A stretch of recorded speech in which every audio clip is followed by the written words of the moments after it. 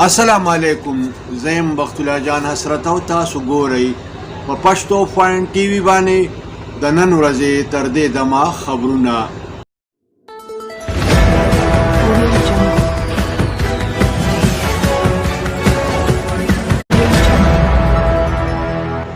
د ټولو اول سر خبرونه.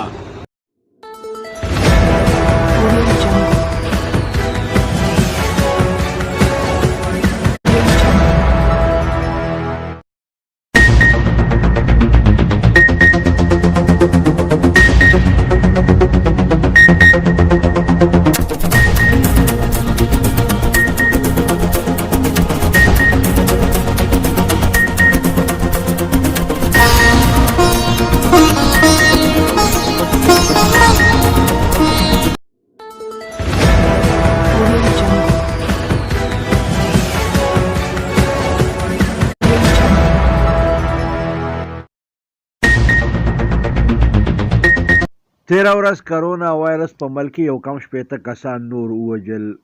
په ملک کې د کرونا وایرس د فعال مریضانو شمیره د 340,000 نه سیوا شوه. په تیرو 24 غنټو کې په ملک کې 2118 نوي مریضان ریکارډ شوي دي. کرونا وایرس باندې تحقیقات کوونکي عالمي ټیم چین ووهان ته داخلېدو ته پرې نه ښودو. عالمي اداره صحت د چین په دې عمل باندې د غم او غصې اظهار کړی دی. د سانحه مچ خلاف په کویټه روډ باندې د مړو سره د احتجاجي درنې 4 ورځې وشوې. وفاقي وزیر داخله شیخ رشید وی چې زه د وزیر اعظم په حکم باندې کویټې ته راغلی یم، خو ماته دا پته نشته چې وزیر اعظم بلوچستان ته راځي او کنه. بل اړخ ته وزیر اعظم د سانحه مچ د متاثرینو سره د ملاوېدو دپاره کوټې ته د تلو فیصله کړې ده. په دې لړ کې ده ویلي دي چې ډېر ژر به زه په کوټه کې د مچ د سانحې د متاثرینو سره ملاوېږم. په ایبټ آباد کې د ګیس د لیکیج د کبله 6 کسان مړه شوي دي. قاضي جمیل الرحمن د اسلام آباد نوی آئی جی پی تعینات کړی شوی دی. د پاکستان د امریکې د اهم اتحادیې د حیثیت ختمولو دپاره په پارلیمنټ کې بیل پیش کړی شوی دی. دا بیل د ریپبلیکن پارټۍ رکن پیش کړی دی. د سعودي عرب شاهزاده محمد بن سلمان د قطر د امیر سره د خلیج تعاون کونسل د اجلاس په موقع باندې ملاقات کړی دی. سعودي عرب او د سعودي عرب اتحادیان د قطر سره د تعلقاتو په بحالۍ باندې متفق شوي دي. ایران د ډونالډ ټرمپ د ګرفتارۍ دپاره انټرپول ته یو ځل بیا رجوع کړې ده. پاکستان دویم ټیسټ میچ هم په نیوزیلینډ باندې بایللی دی. د قائد اعظم ټراپۍ فاینل میچ ټای شوی دی. نن په خیبر پښتونخوا کې لا هغسې یخني وه خو ولې موسم خشک و.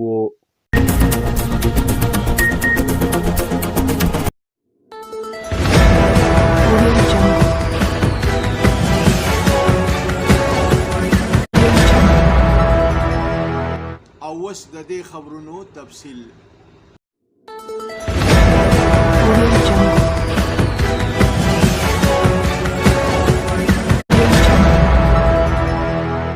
تیره ورځ په ملک کې کرونا وایرس یو کم شپېته کسان نور وژلي دي. په ملک کې د کرونا وایرس د فعال مریضانو شمیره 340,940 ته رسېدلې ده.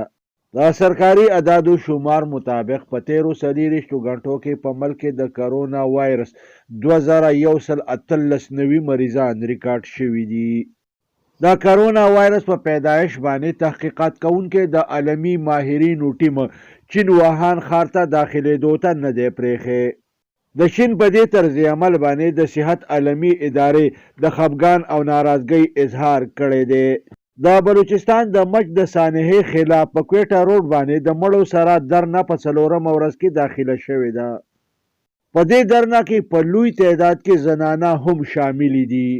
بل اړخ ته وفاقي وزیر داخله شیخ رشید ویلي دي چې زه کویټې ته د وزیر اعظم په حکم باندې راغلی یم، خو ولې دا خبره ماته نه ده معلومه چې وزیر اعظم بلوچستان ته راځي او که نه.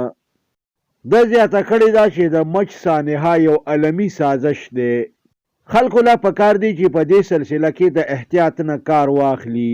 مونږه د احتجاج کوونکو د 8 مطالبو نه 9 مطالبې منلې دي، خو پته نه لګي چې احتجاج کوونکي ولې ضد کوي. وزیر اعظم عمران خان ویلي دي چې ډېر زر به زه بلوچستان ته د مچ د سانحې د متاثرینو سره د ملاقات دپاره ورځمه. بل اړخ ته وفاقي وزیر داخله شیخ رشید ویلي دي چې د مچ د سانحې مجرمان په یو صورت باندې د سزا نه نشي بچ کېدی. دغه مجرمانو ته به عبرتناکه سزا ورکولی کیږي. د ایبټ آباد د لارې اډا پانو روډ په علاقه کې د سوی ګیس لیکج 6 کسان وجلي دي.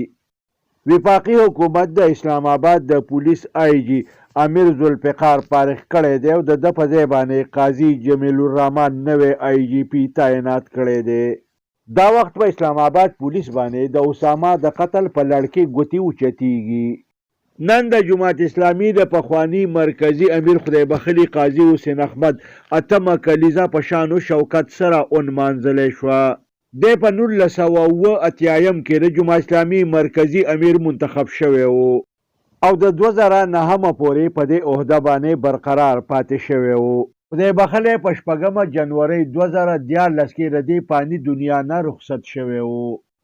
د خیبر پښتونخوا وزیر اعلی محمود خان د جماعتونو امامانو ته د اجازې د ورکولو په حواله باندې د اعلی سطحي اجلاس صدارت کړی دی. په اجلاس کې د حکومت د طرف نه د اجازې ورکولو په طریقه کار باندې تفصیلي غور شوی دی. د پاکستان د امریکې د اهم اتحادي د حیثیت ختمولو دپاره په پارلیمنت کې بیل پیش شوی دی. د اطلاعاتو مطابق دا بیل د ریپبلیکن پارټۍ رکن پیش کړی دی.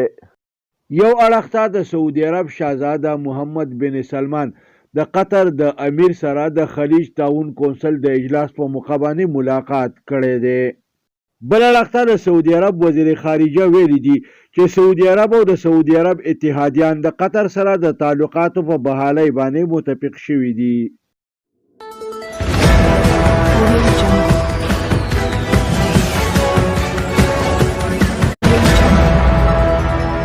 راځئ چې وګورو د لوبو خبرونه.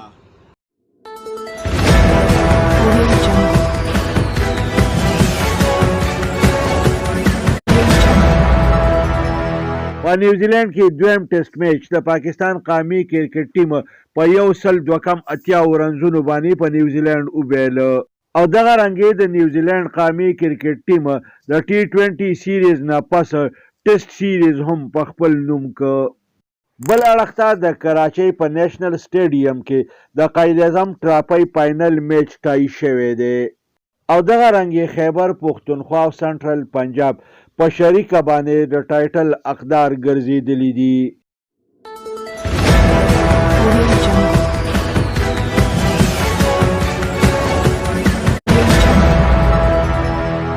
او اوس ګورو د موسم حال.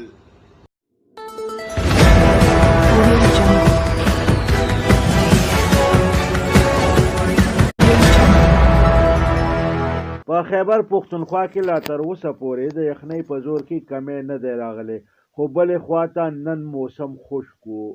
ټوله ورځ اسمان شین او نور لګېده.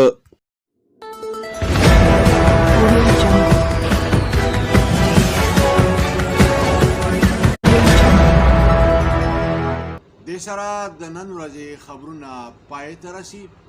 ښاد او اباد اوسئ. د لوی الله په امان.